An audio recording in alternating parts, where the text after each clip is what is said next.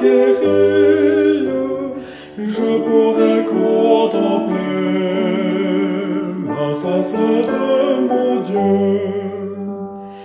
Étranger voyageur, je marche sur la terre, je ne suis pas d'ici, mais citoyen du ciel.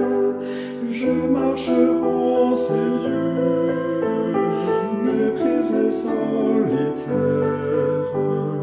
mais je vais au pays du bonheur éternel. Quand un sombre nuage apparaît sur ma tête, je saisis fortement la main de mon sauveur. Je suis tranquille et sûr, et calme la tempête. Il me dit ne crains pas, alors je n'ai plus peur. Derrière le nuage, il reste un ciel limpide. Après qu'il est passé, je vois le ciel plus bleu. Il suffit pour cela d'un coup de vent rapide. Il suffit pour cela d'un regard de mon Dieu. Je ne serai pas seul à mon heure dernière. Jésus à ce moment me prendra par la main. Il sera tout pour moi, ma force, ma lumière. Il illuminera devant moi le chemin, puis il m'introduira dans le ciel, ma patrie. Dans mes mains il mettra sa belle harpe d'or.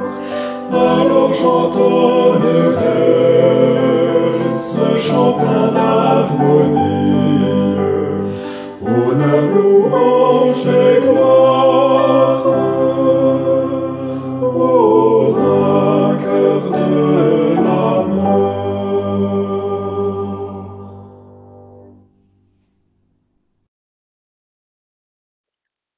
Seigneur éternel, je sais qu'un jour je dois m'en aller.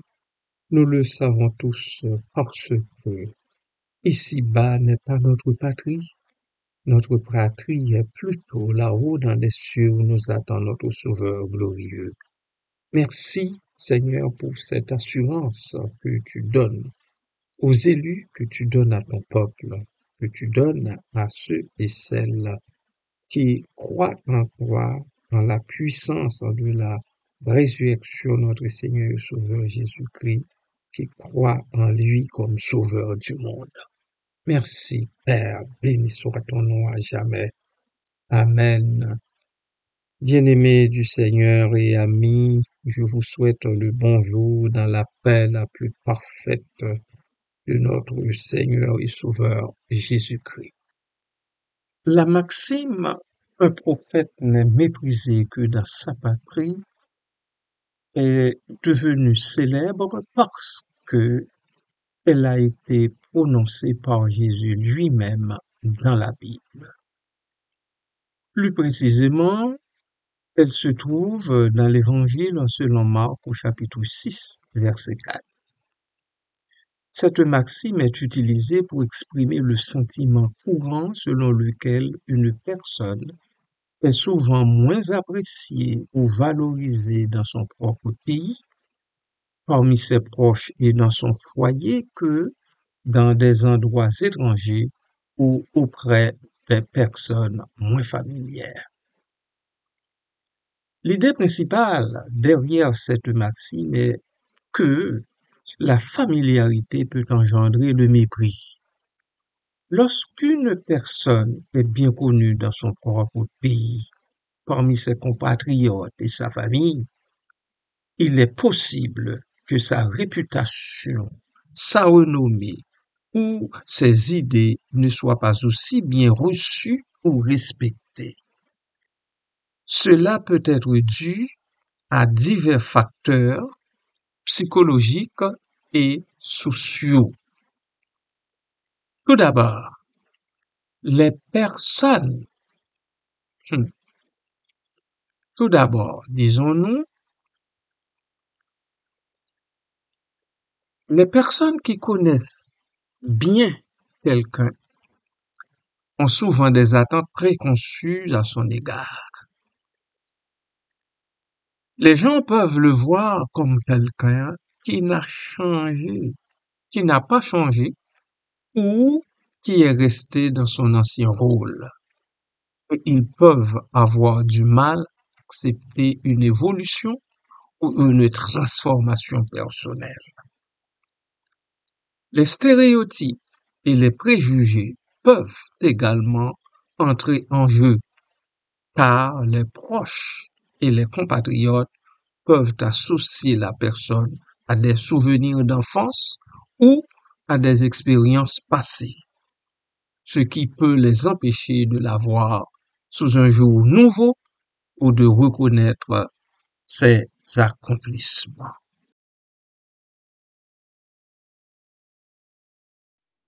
Par-delà la voûte azurée, il est une belle cité, par Dieu lui-même préparée pour le repos du racheté. Et c'est là, aux joies ineffables, que mes yeux verront l'admirable, celui qui pour moi s'est donné. Tout de gloire couronné, divin séjour du Dieu d'amour, dans tes pavés déjà je vis, mais près de Dieu, dans ce saint lieu, je verrai au bonheur Jésus mon Rédempteur.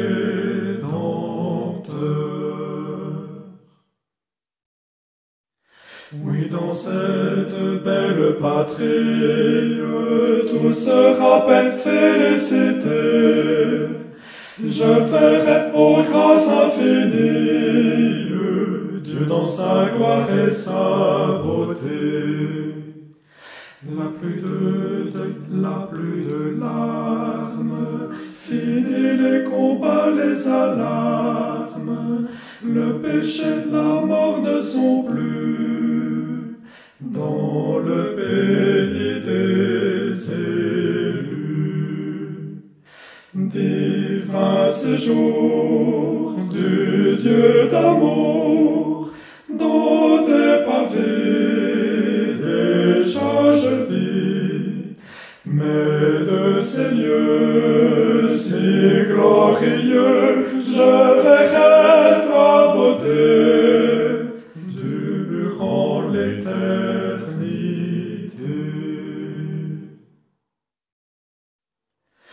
Là s'élève aux pures harmonies, chantée par des cœurs triomphants, un hymne au prince de la vie, le plus beau, le plus doux des chants.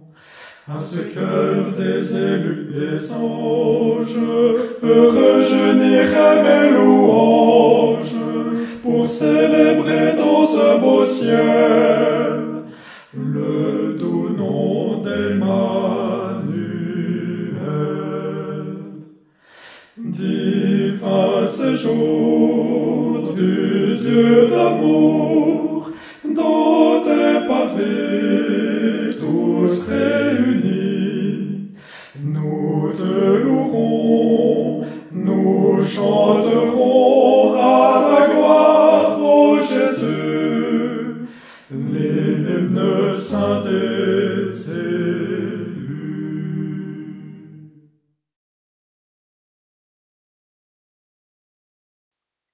Mis à part la méconnaissance des accomplissements de la personne, il y a aussi la jalousie et l'envie qui peuvent également jouer un rôle.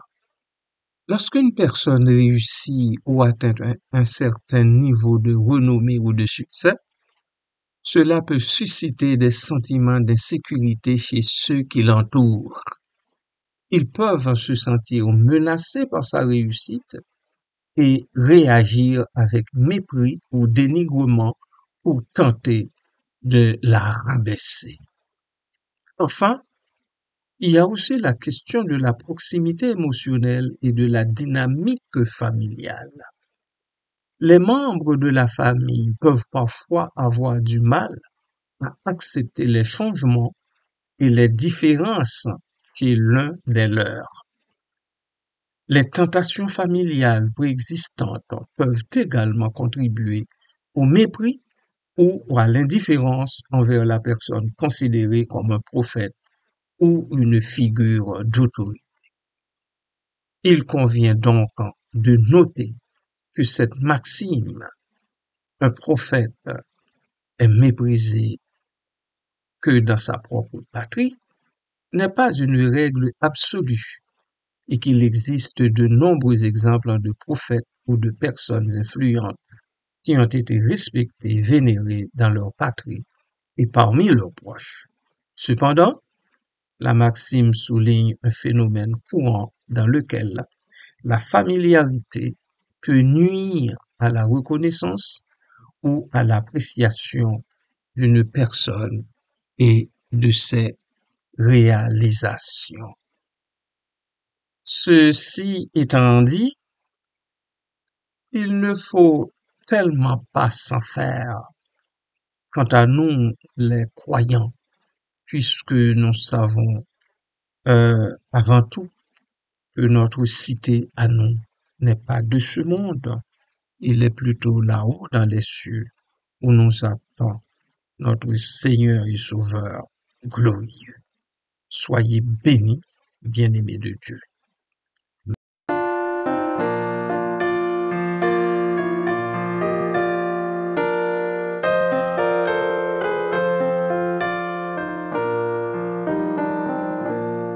En ce triste monde, aucune puissance ne peut m'apporter le bonheur, mais de mon Sauveur, la sainte présence donne paix et joie à mon cœur, mais de mon Sauveur, la sainte présence donne paix et joie à mon cœur.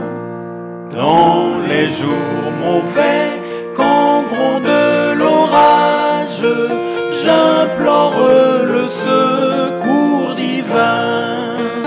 Mon Sauveur me donne et force et courage pour continuer mon chemin. Mon Sauveur me donne et force et courage pour continuer mon chemin.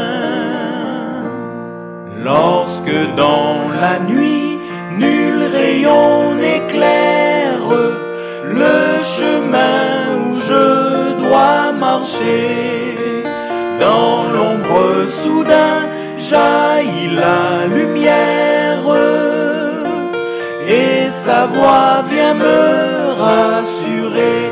Dans l'ombre soudain jaillit la lumière et sa voix vient me rassurer. Malgré mes erreurs, il soutient ma vie, il me comble de ses bontés.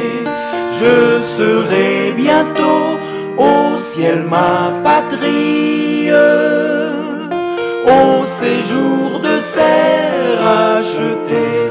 Je serai bientôt au ciel ma patrie, au séjour de s'est racheté. Au jour merveilleux, lorsqu'avec les anges, dans le ciel tes heureux élus pourront entonner l'hymne de louange à ta gloire, ô Seigneur Jésus, pourront entonner l'hymne de louange à ta gloire, ô Seigneur Jésus.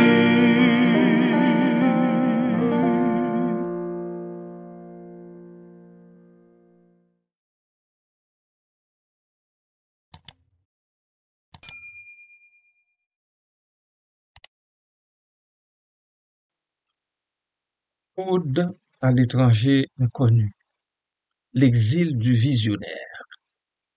Né sur la terre où ses racines s'ancrent, un esprit s'éveille, porteur d'une lumière franche. Prophète en son âme, il voit plus loin que le présent, dévoilant les secrets du temps et du firmament. Mais sa patrie, aveugle aux lueurs nouvelles, le rejette et le chasse, l'exilant loin d'elle. Ses paroles, échos d'un avenir incertain, résonnent comme un trouble dans le calme du destin. La méconnaissance cruelle. Parmi ses parents, l'incompréhension règne. Ses idées novatrices brisent les traditions anciennes. Frères et sœurs, jadis complices et amis, se transforment en ennemis par le doute aigri. Dans sa propre maison, le silence s'installe. Seuls les échos du passé murmurent dans les salles. Le foyer, autrefois refuge et havre de paix, se mue en une prison où ses rêves s'effacent. La force née du mépris. Malgré les obstacles et l'amertume du rejet, le prophète persévère, son courage jamais éteint.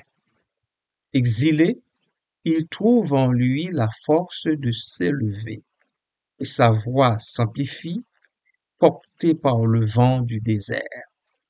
Loin des siens, il rencontre des oreilles attentives, des cœurs ouverts à ses visions et ses rêves.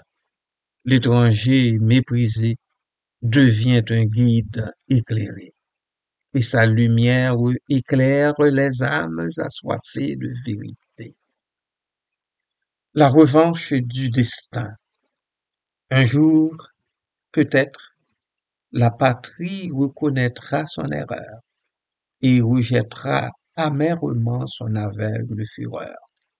Le prophète, grandi par l'épreuve et l'exil, reviendra en triomphe, auréolé de nouveaux fils. Mais son message, désormais universel, ne se limitera plus aux frontières d'un seul pays. Il appartiendra au monde entier, et son nom sera gravé dans la mémoire des hommes. Un message universel? Tel est le destin du prophète, incompris et rejeté, mais dont la vision triomphe à travers le temps et l'espace. Son histoire est miroir pour l'humanité, un rappel que la grandeur naît souvent de l'adversité. Hommage au visionnaire. Que cette ode résonne comme un hommage vibrant à tous les prophètes, exilés et incompris, dont les voix courageuses éclairent le chemin et nous guident vers un avenir meilleur et certain. Bien-aimés de Dieu, encore une fois, je souhaite que Dieu vous visite, vous soutienne dans le combat de tous les jours et qu'il vous fasse la grâce d'accepter votre sort avec beaucoup de courage en attendant d'entrer dans notre cité à nous, dans notre patrie céleste. Bonne journée dans la paix toute suffisante du Seigneur notre Dieu. Amen.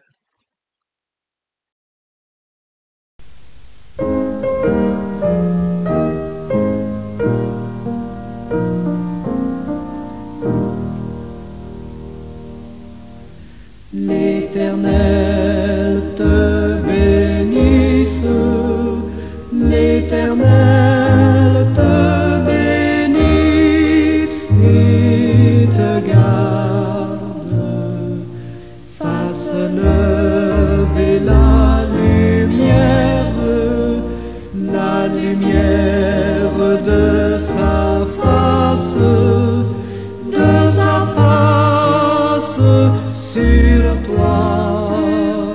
sur toi, use de grâce envers toi et te donne la paix, et te donne la paix.